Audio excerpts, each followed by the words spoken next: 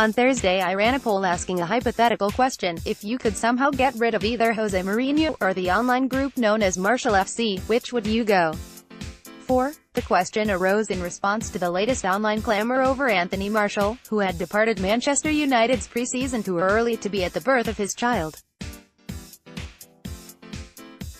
Mourinho, following his side's 4-1 defeat to Liverpool in Michigan, demanded the Frenchman came back 3 days after Swan was born. Martial responded on Twitter, noting he had remained with his partner because she had encountered postnatal difficulties. Cue the online rage. To some, Mourinho was an insensitive curmudgeon, failing to recognize, despite being a father himself, that perhaps the youngster needed to be by his fiancée's side for a bit longer. Others slated Martial for going AWOL, calling for him to be fined by the club. A total of 1,884 people voted in the poll. This was the result. If you could get rid of one, which would it be? Not intended to deride either of them, just curious. The People's Person, at peoplesperson_, August 2, 2018. To me, the outcome is close to the point of being revealing. The question, it seems, strikes at the very heart of an online climate in which the presence of nuance seems to be giving way to a hostile, either-or, environment among supporters, where explosions can erupt at any minute, a kind of toxic electricity endlessly writhing around on your screen. It shows United fans to be quite literally split down the middle. What is this split, exactly? The duopoly is this: you are either a Mourinho fanboy or a member of Martial FC. No, I'm sorry, you are not allowed to be neither, or both. That is not how social media works, I'm afraid. Rules are rules. Pick a side and fight for your goddamn life, because this is 2018, folks. So, what is a Mourinho fanboy? What is Martial FC? Let us start with the latter. Firstly, it must be established that liking Martial as a player, as so many do, is by no means enough to qualify you for Martial FC. Implicit in the name itself is more than that, a sense of allegiance, of rallying behind and against something. Martial FC is a punk rock movement of sorts. It is a middle finger to the status quo, to the dryness of Mourinho's football and all that comes with it. Martial FC, above all, cherishes the glossiness and the raw vibrant potential Martial has come to embody through being presented as at odds with Mourinho, who to them symbolizes a world of dogma and cynicism and Ashley Young. They are the antithesis, the opposition, the counterculture. A Mourinho fanboy, by contrast, is not so clearly defined. Mourinho fanboys don't even have to like their manager all that much. These are the people who, while hardly enamored with Mourinho, hate Martial FC much more. They are the 48%.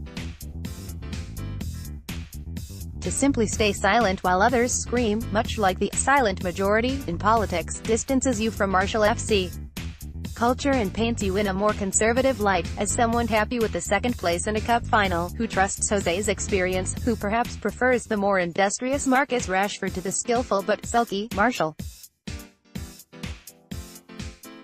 Martial FC considers itself voguish, modern, and sees the other side as banal, reactionary. Mourinho fanboys consider themselves to be realists, proper fans, and view the other side as zealots, charlatans, insurgents. This is the state of play among United fans online, which accounts for a large portion of the club's global support. Why is this happening? Where does it stem from? A simple explanation could be boredom. People tend to enjoy conflict, something to get angry about, and when the World Cup is over and no new signings are arriving and pre-season is a weird, tepid affair, United fans essentially just like to turn themselves loose against each other, Lord of the Flies style. But there is more to it than that, I think. Had United won the league last season, or even just had an ostensibly good campaign, you sense the climate among supporters would have a different smell to it altogether. Perhaps it has something to do with Mourinho being the longest-serving manager at this club since Sir Alex Ferguson. Supporters were able to hit the restart button following David Moyes and Louis van Gaal. The Mourinho era, on the other hand, is very gingerly moving forward. We are in uncharted territory here. The old is slowly dying and the new is yet to be born. Now is the time for monsters.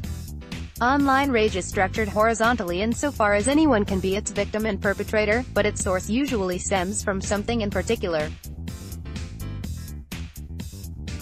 In the case of United fans, Mourinho, the 55-year-old has a history of pitting one against the other. At Real Madrid he distanced himself from the senior block of players including Iker Casillas, Sergio Ramos and Cristiano Ronaldo, presenting them as traitors to the team for their apparent mutiny. This naturally split fans down the middle. It became a question of who you trusted more.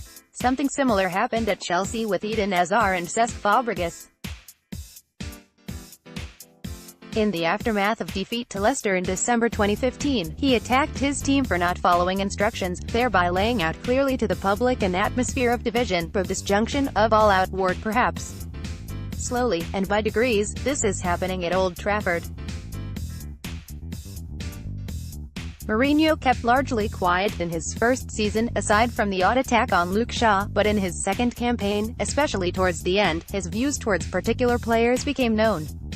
There are players he trusts, and those he doesn't. Nemanja Matic, Romelu Lukaku, Scott McTominay, Antonio Valencia, Alexis Sanchez and Young belong to the former. Others like Martial, Shaw, Paul Pogba, Henrik Mkhitaryan, and even Eric Bailly have become associated with the latter. Mourinho's doghouse has become a well-known term. As we have affirmed, such a habit splits supporters down the middle. Most managers hide their feelings about players. Mourinho doesn't. Mourinho can't. You can see it in his face and sense it in his tone whether he likes a player or not. In response, we picked a side, mainly because the two sides have become so clearly defined ahead of Mourinho's third season. Duality seems to be encoded in everything Mourinho does. One week you win at the Etihad and lose to West Bromwich Albion at home the next. One week you praise Shaw as one of the best fullbacks around and for the next few weeks he's in the doghouse. Dinner with Mourinho would be a tense affair, for sure. I bet he could go from jovially opening wine to pulling a cheese knife on you in minutes. As the Gennaro Gattuso quote goes, sometimes good, sometimes shit. Ultimately, you are either with or against Mourinho and the choices he makes. That goes for supporters as much as it does players. The 55-year-old does not leave much space for ambivalence. In a sense, then, we have all become a little bit Mourinho-esque, seeing dark, twisted conspiracies where there aren't any, branding people as part of one category or the other, squabbling for the sake of squabbling, doing anything to make your voice stand out from the rest, essentially just descending further and further into gloom and chaos and paranoia. And if we are to follow the Mourinho trend into its third season, as it looks like we will, an implosion doesn't feel very far away, regardless of which way you voted.